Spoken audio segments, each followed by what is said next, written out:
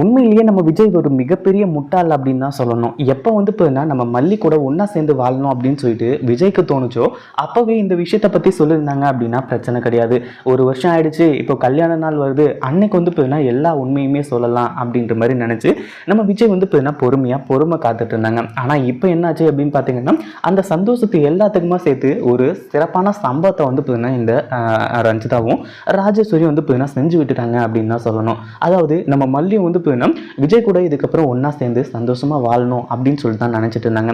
ஆனா இப்போ என்னாச்சு அப்படின்னு பாத்தீங்கன்னா அது எல்லாத்துக்குமா சேர்த்து ஒரு மிகப்பெரிய ஆப்பு வந்து வந்துருச்சு. என்னாச்சு அப்படின்னு பாத்தீங்கன்னா நம்ம மல்லி அந்த ஒரு முடிவுல இருந்து மாறிட்டாங்க.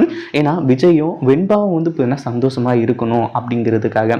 ஆனா அதே சமயம் நம்ம விஜய் இருந்துட்டு வந்து இப்போ ஒரு சில விஷயங்களை செய்யறாங்க. அதாவது மல்லி கிட்ட இன்னைக்கு வந்து லவ் ப்ரப்போஸ் பண்ணணும், இன்னும் நிறைய விஷயத்த வந்து மனசுக்குள்ள வச்சிருக்காங்க.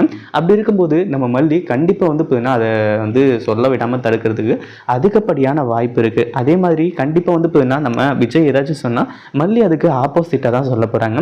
இந்த வீடியோ பிடிச்சிருந்தா லைக் பண்ணுங்கள், ஷேர் பண்ணுங்கள். இப்போ தான் நம்ம